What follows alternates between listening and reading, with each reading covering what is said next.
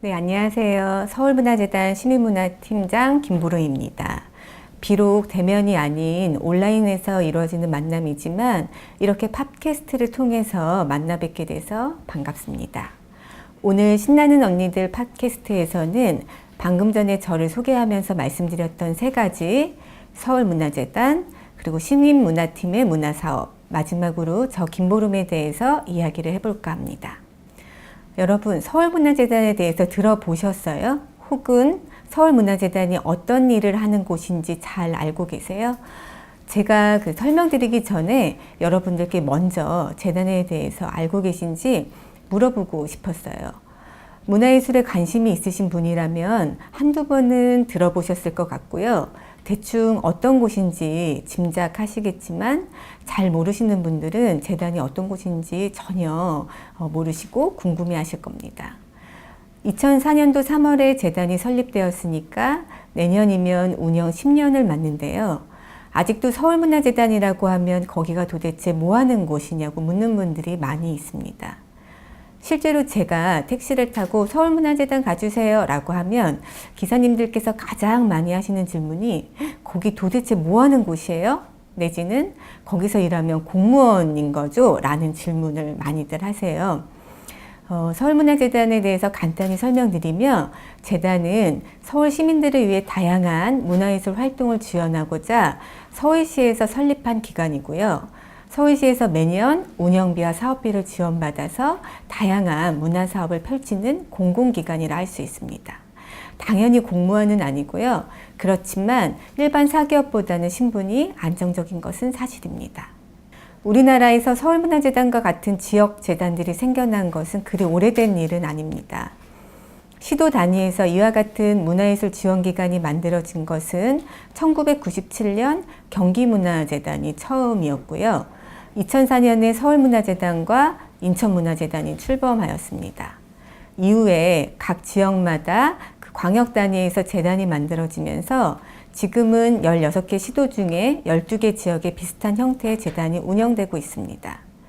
그리고 많이 들어보셨겠지만 최근 들어서는 마포문화재단, 구로문화재단, 중구문화재단 같은 시도 단위 아래의 기초문화재단들도 점점 늘어나고 있습니다.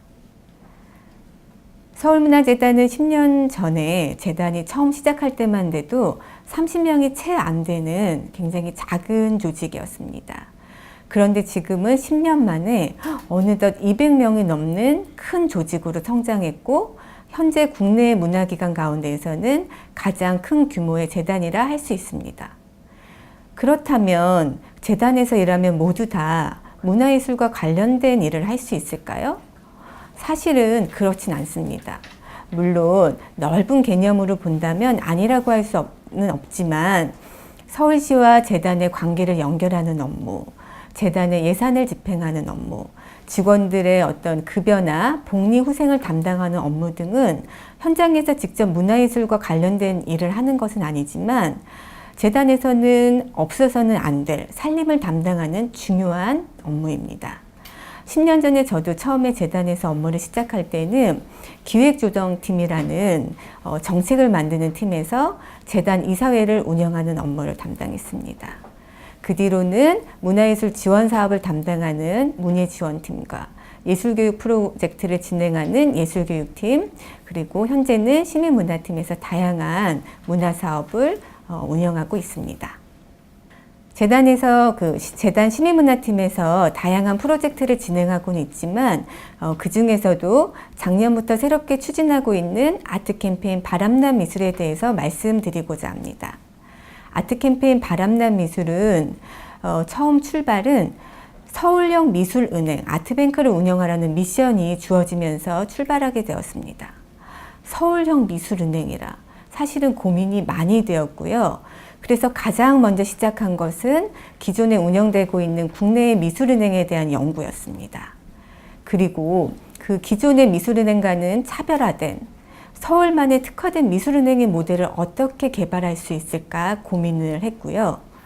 그 다음에 저희가 고민한 것은 이 프로젝트를 추진해야 되는 시간적인 여유는 얼마나 있지? 어느 정도의 예산이 우리한테 주어졌지? 그럼 이 일을 할 수 있는 인력 현황은 어떻게 될까 등 현재 그 주어진 환경에 대한 분석이었습니다. 여기서 여러분들께 드리고 싶은 이야기는 주어진 환경을 최대한 활용해서 최대한 효과를 내는 것이 재단과 같은 공공기관의 구성원으로서의 역할이라는 것입니다.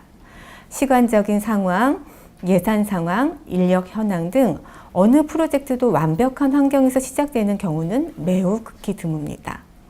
다소 미흡하고 부족하지만 현재 주어진 재료로 영양가 있고 맛있는 음식을 만들어야 하는 조리사의 역할이 바로 저의 역할인 것이죠. 그래서 고민했습니다. 기존의 미술은행들이 작가로부터 작품을 구입하고 그 구입한 작품들을 다시 대여하고 판매하는 것이라면 우리 서울역 미술은행은 작품을 구입하는 것이 아니라 작가들이 작업실에서 전시하지 못하고 쌓아놓고 있는 작품들을 빌려오자라고 결정을 한 것이죠. 이는 작품들을 보관할 수 있는 그 수장고가 없는 재단의 상황에도 너무나 딱 맞고, 그리고 기존의 미술은행이 갖고 있는 고정관념도 깰 수 있는 것이었습니다. 그리고 사업명을 바람난 미술이라고 프로젝트명을 지었고요. 이 프로젝트명처럼 미술이 바람나서 찾아다니는 전시를 한번 만들어 보자는데 의견을 모았습니다. 그래서 작가로부터 빌려온 작품들은 시민들이 많이 모이는 장소에 전시도 하고, 또 미술작품 활동을 하는 다양한 홍보대사 작품을 유치해서 미술에 대한 관심을 유도하기 시작했습니다. 뿐만 아니라 토크 콘서트나 작가와의 수다 같은 시민 참여 프로그램을 운영해서 미술 전시에 대한 시민들의 문턱도 낮출 수 있었습니다. 전시된 작품은 실제로 판매를 많이 하였고요. 그래서 작가에게는 실질적인 도움을 주고 판매 금액의 일부는 작가 이름으로 재단에 기부함으로써 이 바람난 미술을 위한 시드머니로 적립하고 있습니다. 그래서 단순히 판매와 대여로 이어지는 미술이 아니라 이 미술 시장을 바꿔나가는 하나의 캠페인으로 자리 잡을 수 있게 되었습니다. 이 외에도 서울에 대한 시민들의 다양한 기억을 수집하고 이를 2차 예술작품으로 만드는 메모리 인 서울 프로젝트, 서울 골목골목을 예술가의 기발한 상상력과 작품으로 탈바꿈하는 도시게릴라 프로젝트, 시민들의 문화예술 활동을 지원하는 시민문화예술 지원사업 등을 운영하고 있습니다. 이번에는 저의 개인적인 이야기를 해볼까 합니다. 저는 대학에서 디자인을 전공했어요. 디자인이라는 전공이 나름 재미있긴 했지만 평생을 디자인 분야에서 일할 생각은 없었습니다. 그보다는 좀 더 문화예술 현장과 만나는 일을 해보고 싶었습니다. 그래서 오페라단에 들어가게 되었고, 오페라단에서의 경험을 비롯한 다양한 문화 현장 경험들이 헛되지만은 않았습니다. 2003년 서울문화재단이 설립된다는 소식을 듣고는 막연하게나마 공공 부분에서 정책적인 큰 그림을 그리며 일해보고 싶다는 생각에 재단에 지원하게 되었습니다. 재단이 모든 것을 새롭게 만들어가고 처음으로 시작하는 과정에서 제가 민간 단체에서 경험했던 모든 현장 경험들이 일하면서 많은 도움이 되었습니다. 이른바 탁상 행정만 하는 것이 아니라 현장을 알고 현장에서 일하는 사람들을 이해하면서 다양한 프로젝트를 해나갈 수 있었던 것이죠. 그러던 어느 날 운이 좋게도 잠시 저는 재충전할 수 있는 기회를 얻게 되었는데요. 뉴욕에서 NYU, 그러니까 뉴욕대학교에서 미술품 감정에 대해 공부할 수 있는 기회가 생겼습니다. 당시 재단의 상황이 휴직 자체도 쉽지 않았고 개인적으로는 경력 단절의 부담도 있었지만 실제로 뉴욕에서의 다양한 경험들이 많은 도전과 성취를 가져다 주었습니다. 뉴욕대학교와 그 미국 미술감정협회에서 공동으로 운영하는 미술품 감정사 과정을 이수하면서 런던, 홍콩과 더불어 세계 미술시장의 중심을 이루고 있는 뉴욕 미술시장 전반에 대해 폭넓게 공부할 수 있는 기회를 갖게 되었고, 이 과정을 마치고는 일종의 감정가 자격증이라 할 수 있는 유스팝, 표준 감정 평가 기준이라는 자격 시험에도 합격하였습니다. 그리고 2권의 책을 출간하게 되었는데요. 한 권은 미술가로 살아가기라는 번역서입니다. 이 책을 번역하게 된 계기는 재단에서 예술가들을 위한 지원 사업을 담당하면서 예술가들의 행정적인 부분이 조금만 뒷받침된다면 그들의 작품이 좀 더 다양하게 발현되고 구현될 수 있을 텐데 하는 아쉬움에서 시작하였고요. 실제 이 책에는 대학에서 가르쳐주지 않는 포트폴리오 작성에서부터 갤러리 컨택, 계약서 작성, 홍보, 작품 판매까지 젊은 아티스트들에게 꼭 필요한 실전 정보들과 실용적인 교훈들이 담겨 있습니다. 그리고 저서 뉴욕 미술시장은 미술시장을 움직이는 주요 주체들 그리고 쟁점들에 대해서 몇 가지 연구조사와 자료들을 덧붙여 정리해낸 결과물입니다. 복잡한 미술시장에 대해 분석적인 안목을 기르고 급변하는 세계 미술시장의 흐름에 대해 조망할 수 있도록 하는 다양한 내용들이 포함되어 있습니다. 이러한 성취들을 이룰 수 있었던 것은 문화예술이 넘쳐나는 뉴욕이라는 장소성도 있겠지만 무엇보다 하루하루를 아까워하면서 열심히 생활하던 그 성실함이 가장 크지 않을까 생각됩니다. 제 이야기를 들으시는 분들 중에는 문화재단을 비롯한 다양한 문화예술기관에서 일하는 것을 꿈꾸며 준비하는 분들이 많을 것으로 압니다. 그런 분들께 몇 가지 조언을 드리고자 합니다. 첫 번째는 문화예술을 진심으로 사랑해라입니다. 아무리 문화를 사랑하고 예술을 사랑해도 그것이 직업이 되고 일이 되면 지칠 수밖에 없습니다.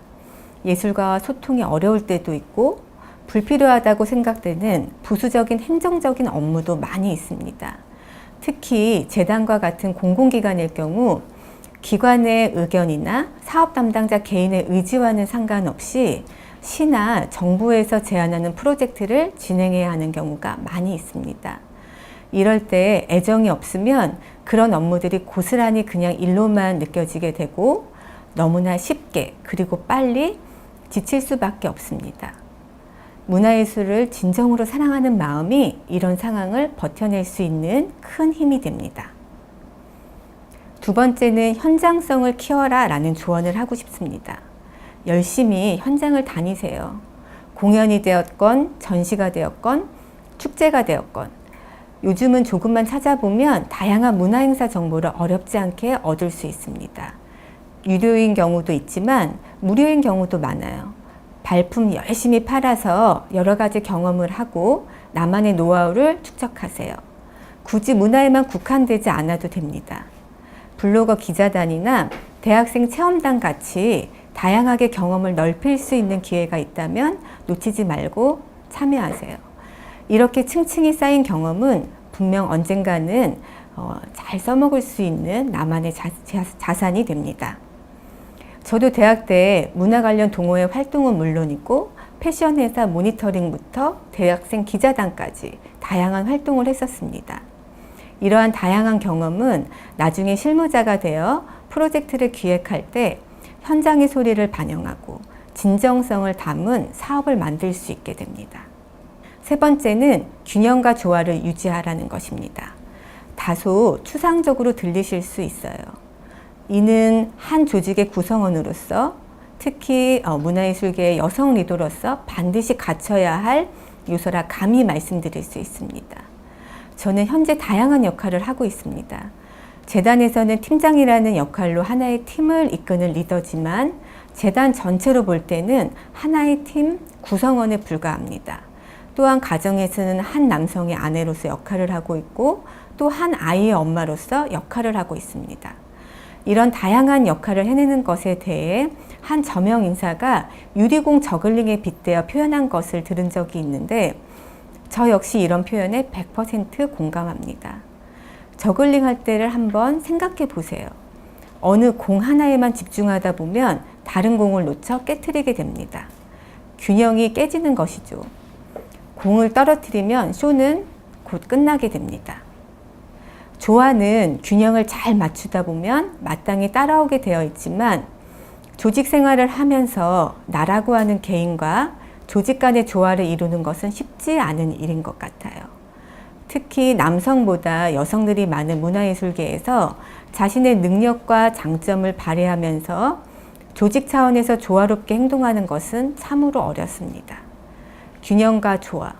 처음에는 당연히 어렵지만 시간이 지나고 연습하다 보면 수많은 시행착오를 거쳐 능숙하게 그리고 세련되게 잘 해내실 수 있습니다.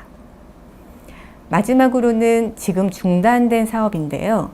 어느 기업문화재단에서 매년 음악, 미술, 영화, 연극 등 각각의 문화예술 분야에 한 5명 정도 지원자를 선발해서 외국 유명 대학과 전문단체에 공부할 기회를 주는 맨피스트라는 지원 제도가 있었습니다. 저는 그 당시 대학에 각 입학한 학생 신분이라 이 제도에 신청할 수는 없었어요.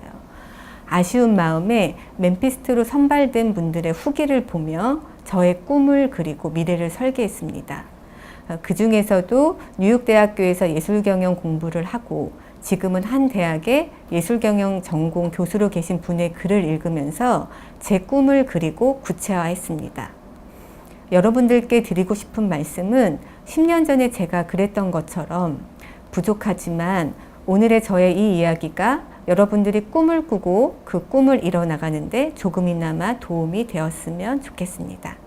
언젠가 문화예술 현장에서 여러분들을 뵙기를 희망합니다. 감사합니다.